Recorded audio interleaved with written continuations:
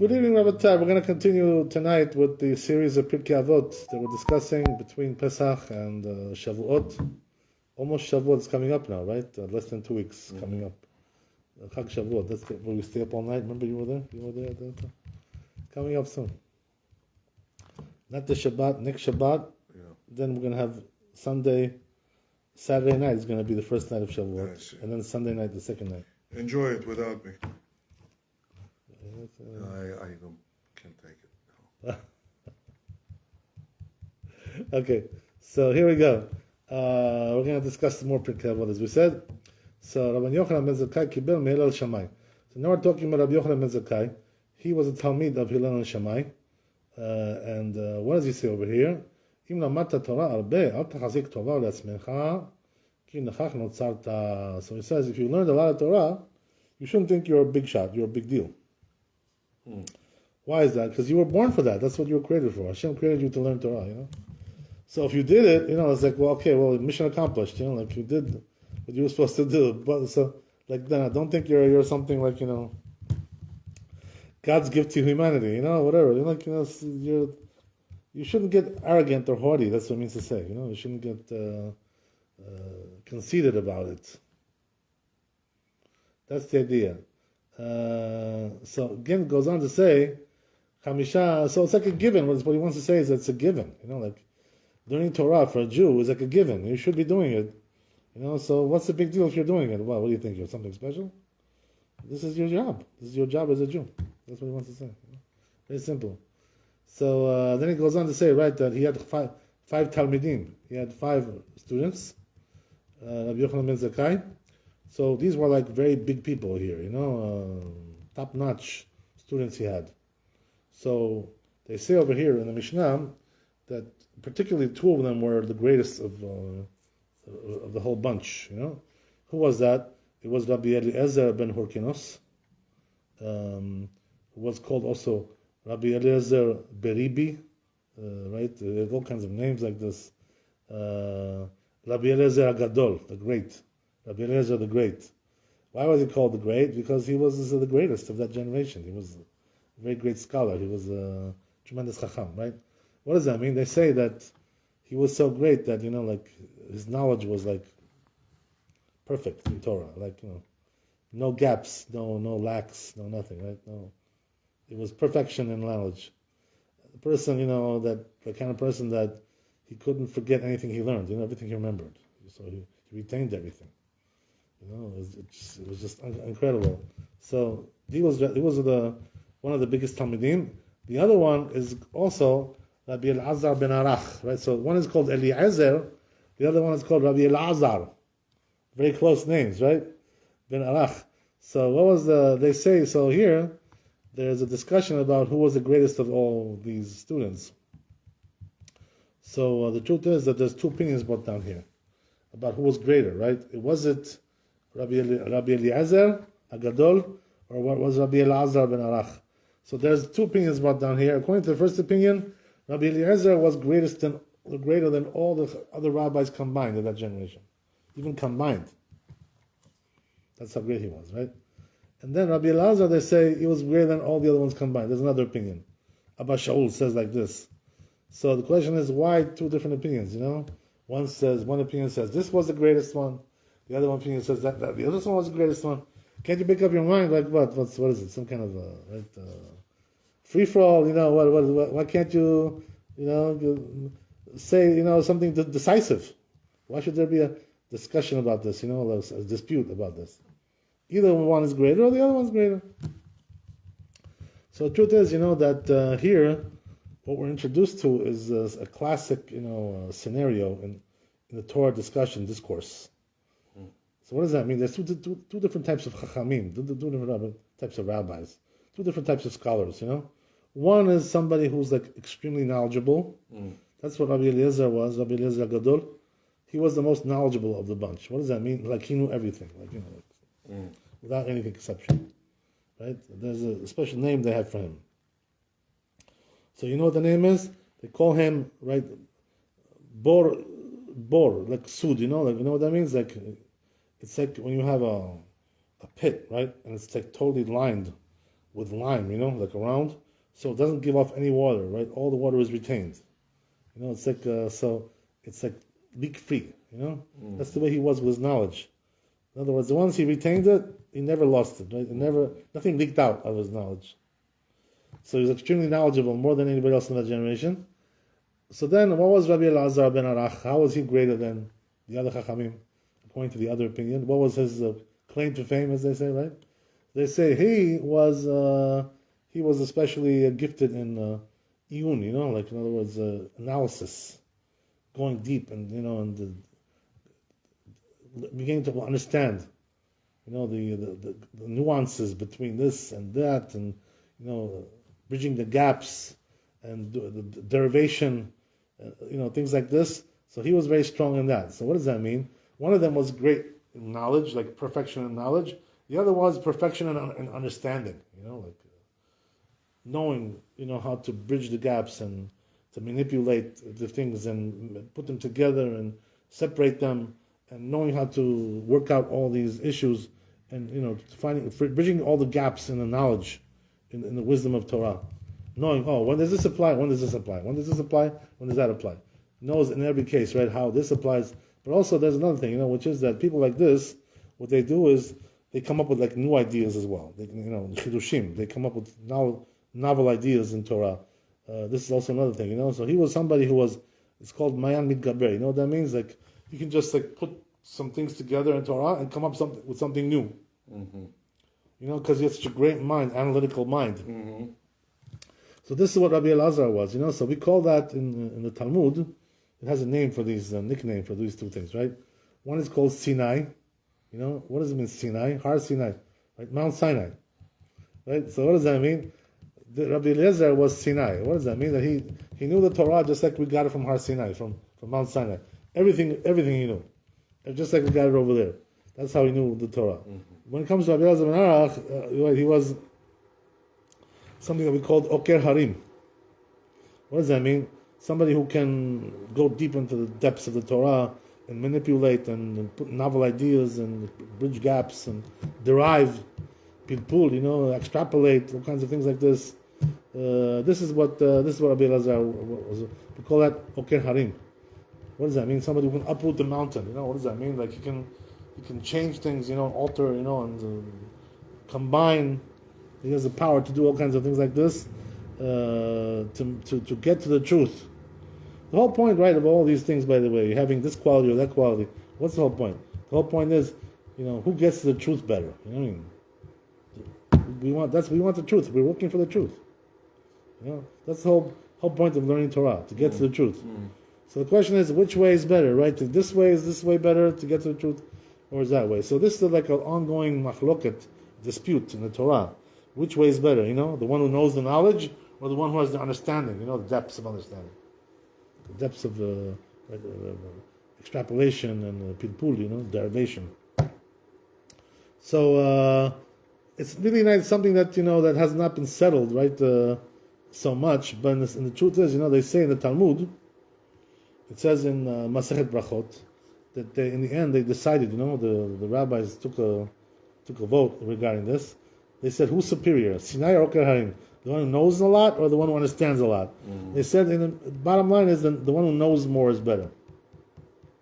Why is that? Because everybody needs him, like in other words, when you have a lack of knowledge, you have a question, go to him, he can answer any question you have.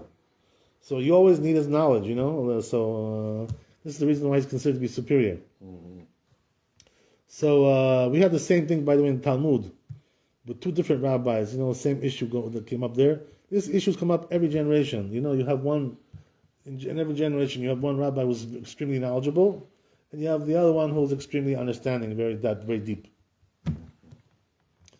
So the bottom line is, the halacha says that Sinai is better, right? The one who has a great deal of knowledge is the best one, because people need him. Everybody needs his knowledge in order to get to the truth, to know the halakha, what's really the halakha, what's the proper approach, what's the proper outlook, and so forth and so on. That's the idea, That's why we have two different approaches here. So same thing as we said. Over there we had Rava and Rabbi Yosef, right? In the Talmud, all the same thing. Rabbi Yosef was Sinai. He was great knowledge, great, he got it from Har Sinai. Like Rabbi Eliezer, same thing. But not on that level, of course. Rabbi Eliezer was even greater. But, in that generation, he was the Sinai. And Rava was the Oker Harim. He was the one who was the great understanding, great depth. Okay, very good. So this is a constant thing that goes on in every generation. This dispute, this dichotomy. But the truth is, in Torah, we need both of these characters. We need the one who has great knowledge. We also need the one who has great understanding as well. Because that's the way we get to the truth more, Combination of all the powers, of all the qualities that we have together. Good. That's the idea. Okay, very good.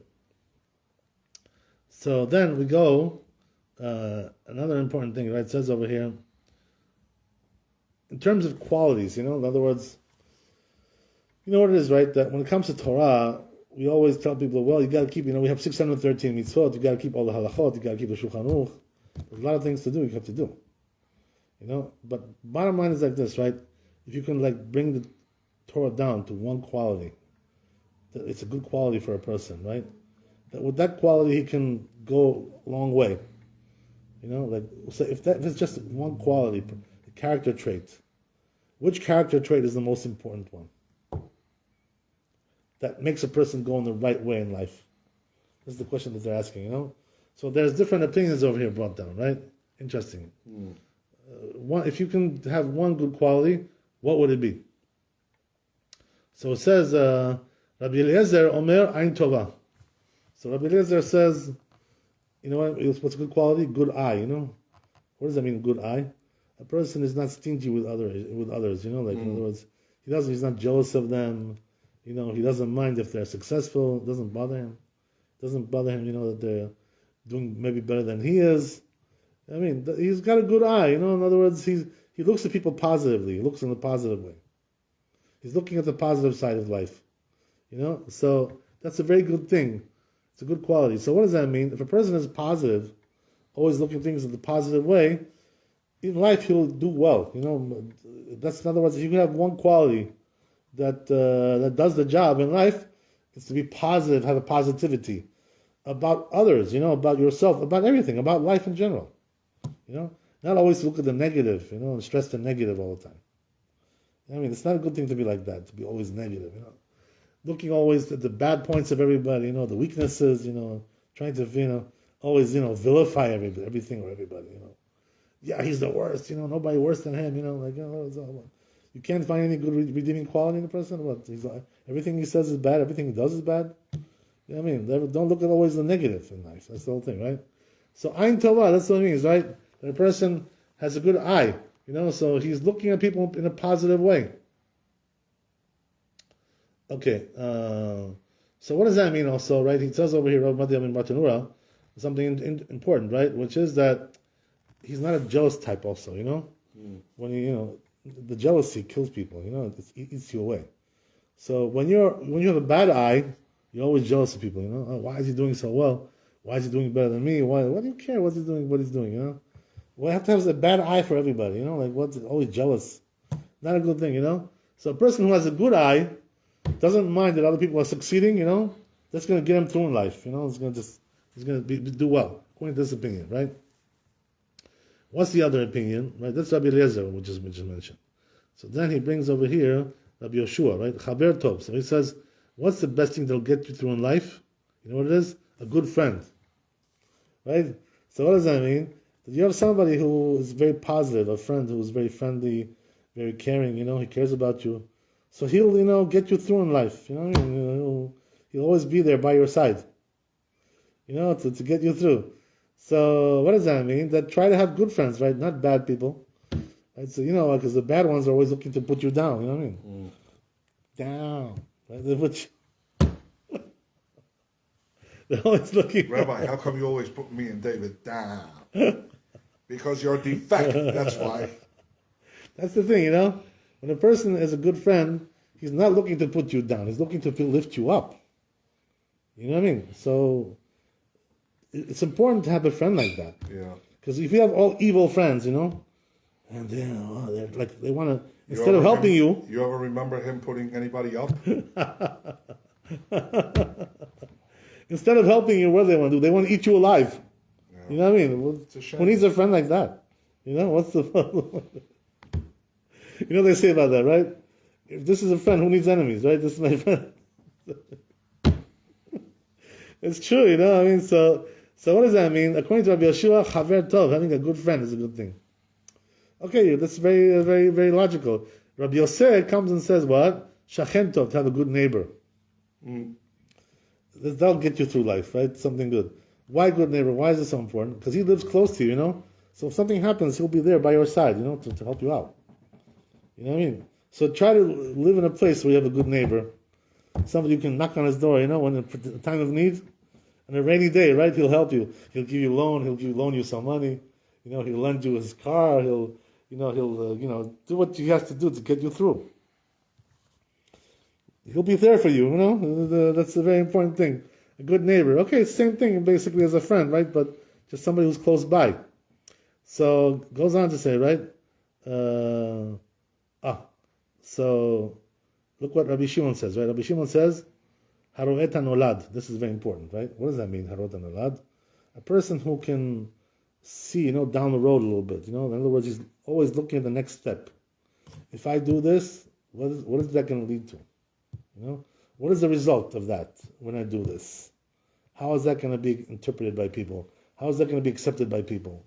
How are people going to react to what I did? You know, how's God going to react? How's my wife going to react? Right? How's my family going to react?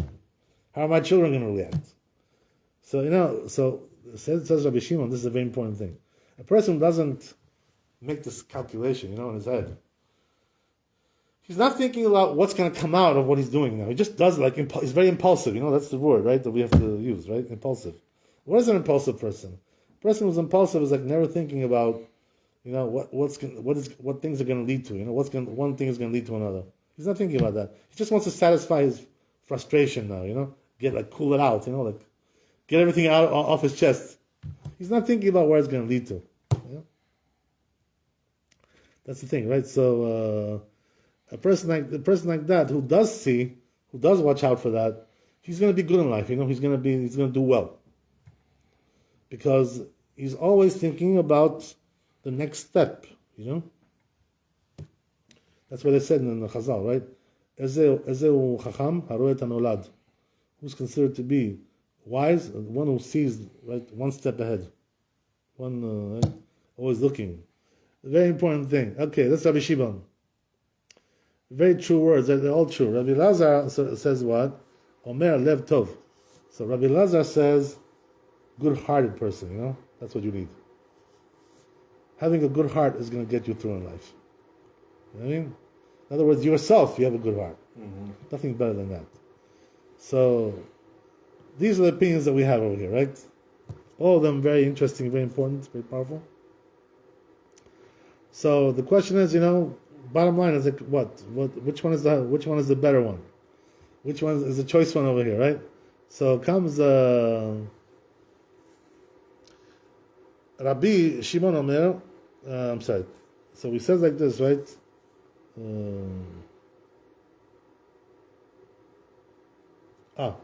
Mechila, I'm sorry. Let me just get this straight over here.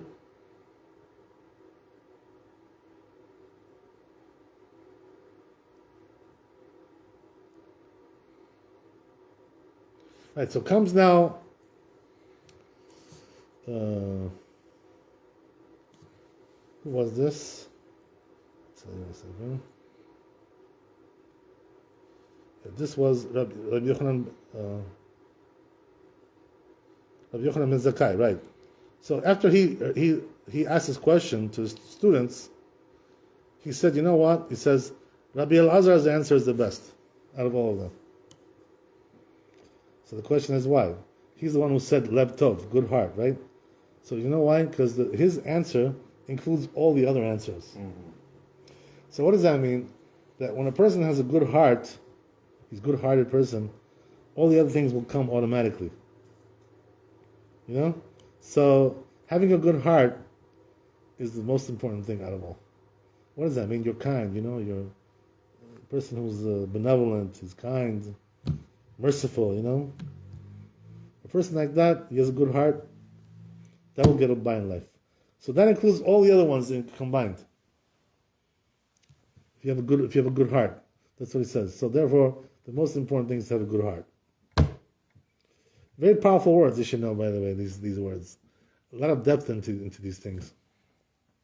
So then we're going to the opposite side, right? Which is that, what about negative things, right? In other words, what are the negative things that a person should try to avoid? Negative qualities. That one negative quality which is going to kill you, really destroy you. Which one is the worst of the negative? So, same thing, right? Comes out to the same idea. What does he say? Rabbi Eliezer says, Ain Ra'ah, right? The person who's evil eye. What does that mean? Looks everything negative. He's a very jealous type, Always thinking about what other people have, worried about that, It's kind of jealousy, being infatuated, with other people's things. You're obsessed, basically, living other people's lives. I hear this, by the way, from some people, who are very foolish. I don't want to mention any names, but they're always talking about other people, always. How does he have this?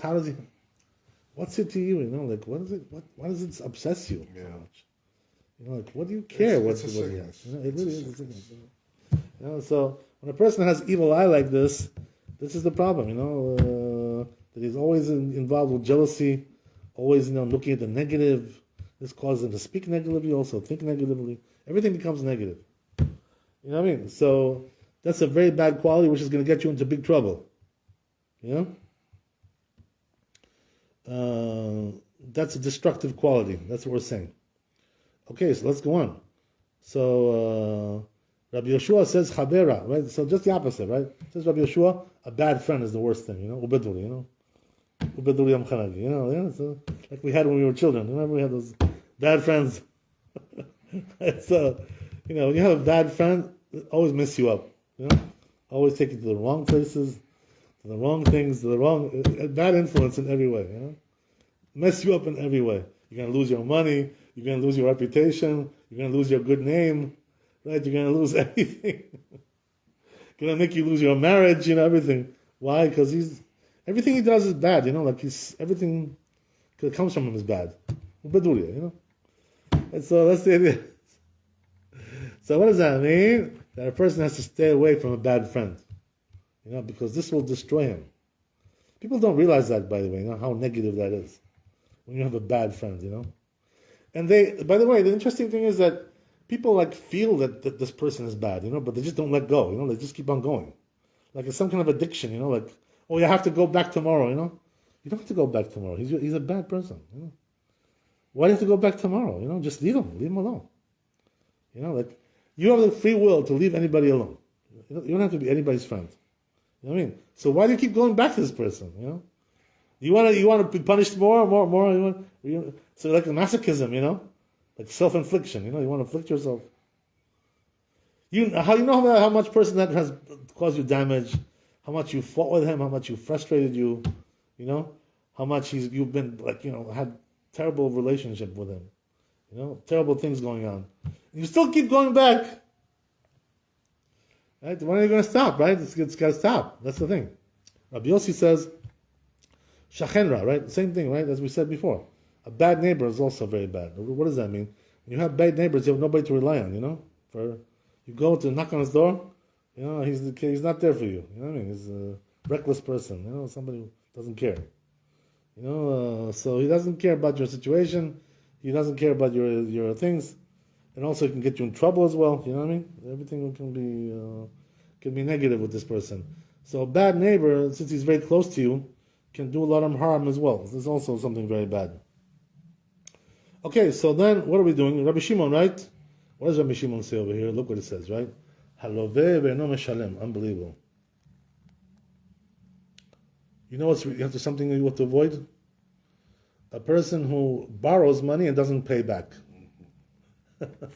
He takes loans, right? So why do people do this, by the way? What's the reason why they do this? Because, they're not realistic about the future. They don't look into the future. They borrow too much, they can't, they get overbooked, They get over obligation, over obligated into debts, and all of a sudden you can't pay them back, So that's called a wicked person, right? That's he brings the verse over here. Love, it says in Tehillim, Lamed Zayin, Love Rasha velo yishalem. Right? The wicked, they borrow and they don't pay back. This is the way they are, you know? Why is that? Because they don't consider if they can pay it back, they have enough money to pay back, you know, they don't make this cheshbon. They don't make the calculation. So what does he do? Recklessly just borrows, you know, and just, yeah, let me, give me. Yeah, give me, okay, give me one more loan. You know, then people realize that he's a crook, you know, he doesn't pay back. So a person like that is called Rasha. You know, borrows money, doesn't pay back. Because he doesn't look carefully to see that that's, you know, within his reach to borrow this kind of amount of money.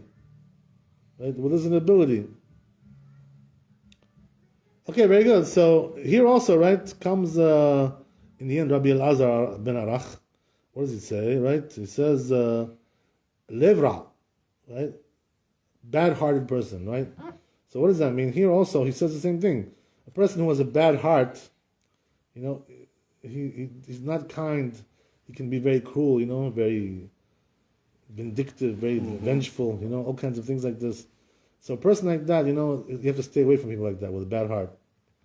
You know, you have to also try to avoid yourself from being like that as well. So the point is, right, that here also comes Rabbi Yochanan ben Zakkai and says, you know what? Rabbi Elazar ben Arach, his answer is the best. You know why? Because bad heart includes all these things. In other words, all these things that we just mentioned are because that person has a bad heart. You know, is a bad-hearted person. So all these things are included in that answer. That answer is the best. So what does that mean? You see from here that the best quality is a good heart. The worst quality is a bad heart. You know, a good-hearted person. So you want to have a friend like that.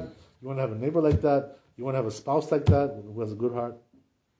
You know, gentle, nice, kind, you know, forgiving, right? The things like this. And you want to stay away from all these people who have a bad heart. That's the idea. So that also means, by the way, you know, that a person who borrows money, you know, and he doesn't pay back, he's not realistic about how much he can pay back, he's also, because of his bad heart, he does that. He's a bad-hearted person. What does that mean? That he doesn't think about, you know, he doesn't consider his friend, his fellow, you know, like how that's going to affect him. He won't pay back the loan. You know, he just like does it. You're like, oh yeah, well, yeah. You know, so I'm sorry, but you know, yeah, I can't pay you. So why did you borrow the money? What, you didn't make a calculation? You didn't calculate how things were going to be? So this is somebody who's a bad-hearted person also. That's the idea. Okay, very good.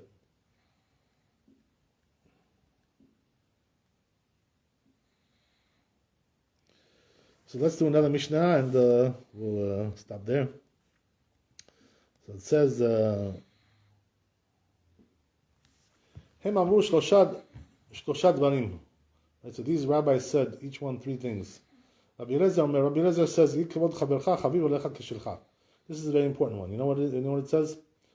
That if you have a friend, right, treat him with the same honor as yourself. In other words, that you want to be treated yourself. You know, don't disrespect him. You know, if you have a friend, don't disrespect your friends. You gotta treat them with respect, and that shows, by the way, that you're a respectful person yourself. So the way you treat others is the way they treat you as well. You know, so this is exactly what we're looking for, right? So always a person should treat his fellow man with the same respect that he wants himself. It should be important to him to respect his friends. Treat them with respect. And this is just a very general, you know, piece of advice in life. If you don't do that, by the way, if you don't treat people with respect, eventually you're going to lose your friends. You know, you're going to lose your comrades. You're going to lose your maybe also your spouse as well. You got to treat people with respect, because nobody wants to be disrespected.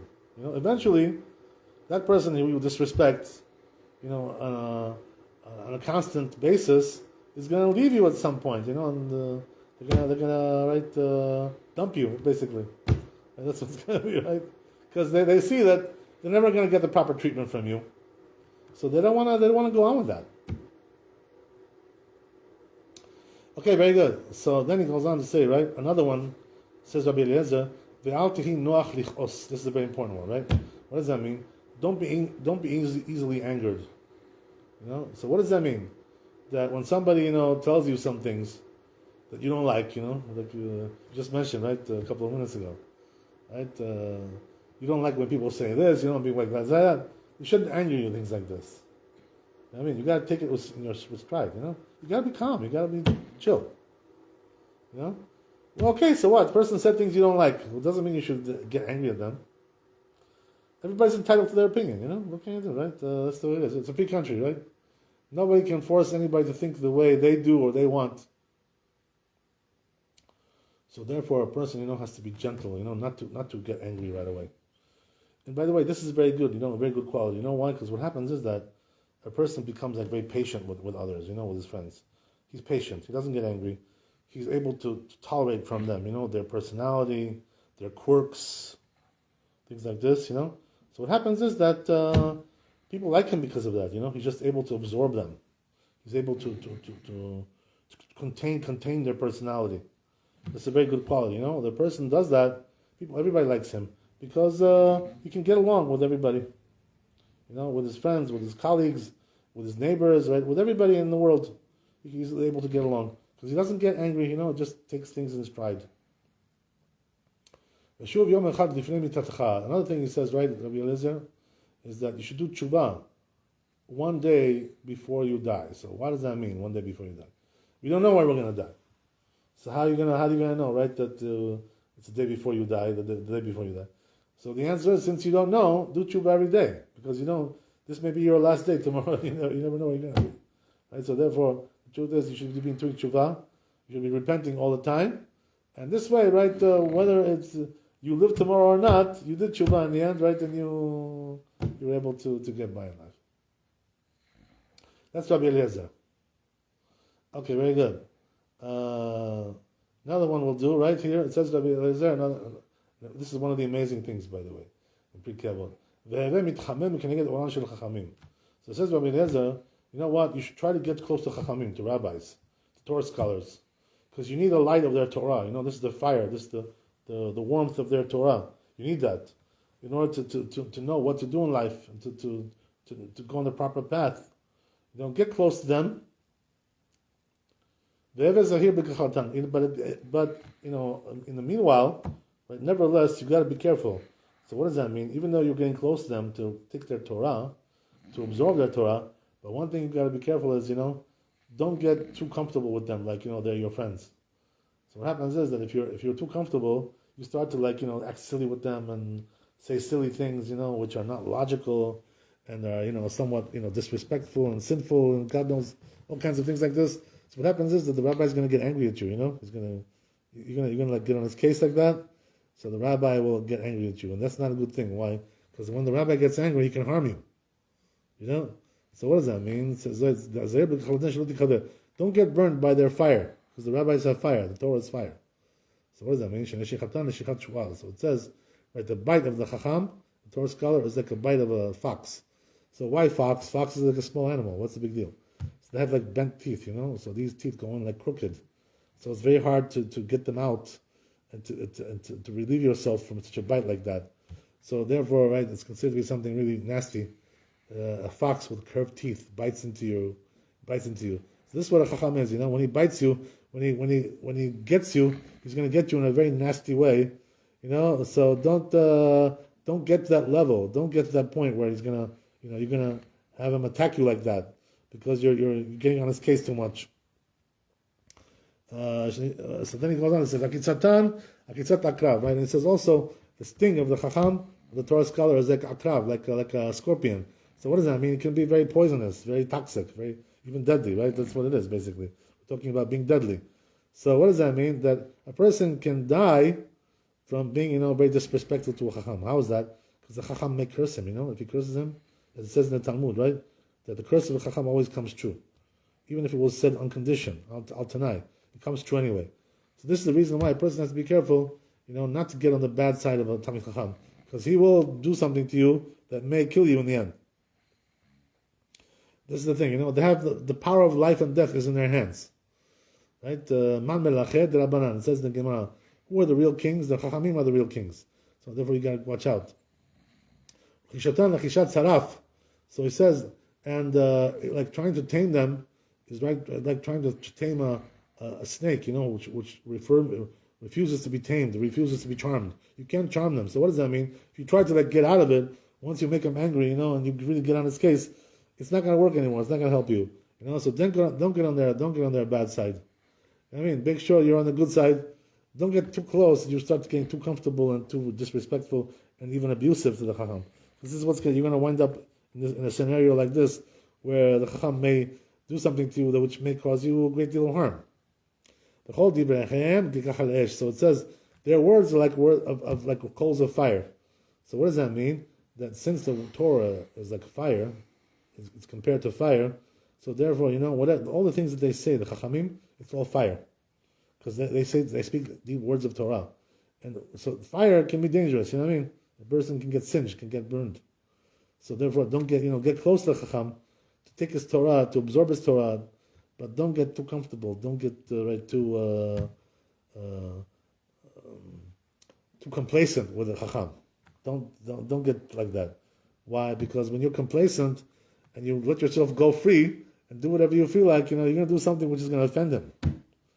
So you got to watch out. If you make sure you keep your distance a little bit, don't get too comfortable. Don't get too. And then you're going to start being disrespectful. That's what's going to happen, right? So therefore, a person has to know, right, that the words of the Chacham is all fire. It's all because Torah is fire. So therefore, fire can harm you. So be careful. You should know that being close to him is good to get his Torah, but also you're close to the fire, so you got to keep your distance, like any fire. You got to be careful, not to get too close, so it doesn't burn you. Okay, Baruch Adonai Le'olam, Amen, Chazak Baruch.